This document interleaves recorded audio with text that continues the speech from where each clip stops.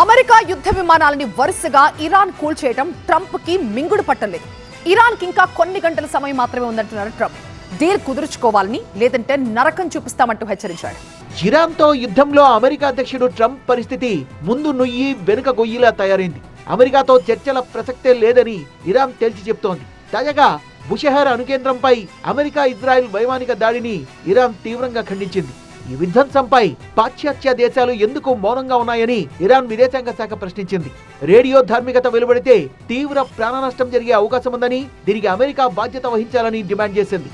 24 గంటల్లో 3 యుద్ధ విమానాల్ని కోల్పోవడం అమెరికాకు మింగుడు పడ్డం లేదు. అమెరికా F-15 విమానంతో పాటు మరో 2 యుద్ధ విమానాల్ని ఇరాన్ కూల్చేసింది. 2 పైలట్లను మాత్రం కాపాడినట్టు అమెరికా బలగాలు ప్రకటించాయి. మరో పైలట్ ఆచూకీ చిక్కడం లేదు. అమెరికా పైలట్ ను అప్పగిస్తే భారీ నజరానా ఇస్తామని IRGC ప్రకటించింది. తమ దగ్గర మరో అమెరికన్ పైలట్ బందీగా ఉన్నట్లు ఇరాన్ చెప్తోంది. ఇరాన్తో యుద్ధంలో అమెరికాకు కోలుకోలేని దెబ్బ తగులుతోంది.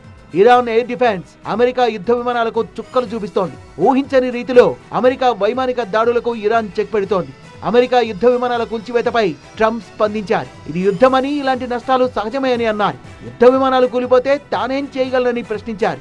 ఇరాన్ చెరలో ఉన్న అమెరికన్ పైలట్ ను రక్షించడానికి అన్ని చర్యలు తీసుకుంటున్నట్టు తెలిపారు. పైలట్ కు ఇరాన్ హాని చేస్తుందని భావించడం లేదన్నారు. అయితే గత 20 ఏళ్లలో ఎన్నడూ అమెరికాపై జరగని అత్యంత అరుదైన దాడిగా ఇది నిలిచింది. క్షిపణులు, డ్రోన్లు ప్రయోగించే టెహ్రాన్ సామర్థ్యం గణనీయంగా తగ్గిపోయిందని, ఇరాన్ గగనతలంపై తమకు తిరుగులేదని అమెరికా అధ్యక్షుడు ట్రంప్ ప్రకటించిన వెంటనే జరిగిన ఈ దాడులు ప్రాధాన్యత సంతరించుకున్నాయి. 2003 తర్వాత శత్రువుల కాల్పులకు అమెరికా జట్లు కూలిపోవడం ప్రస్తుతం యుద్ధంపై మరింత ఉత్కంఠను పెంచింది. ఇరాన్ యుద్ధంలో అమెరికా యుద్ధ విమానాల్ని శత్రువులు కూల్చివేయడం అంతర్జాతీయంగా పెను సంచలనం సృష్టిస్తోంది. గత 20 ఏళ్లలో అమెరికా యుద్ధ విమానం శత్రువుల దాడిలో కూలిపోవడం ఇదే మొదటిసారి. ఇరాన్తో యుద్ధంపై ట్రంప్ పూటకో మాట మాట్లాడుతున్నారు.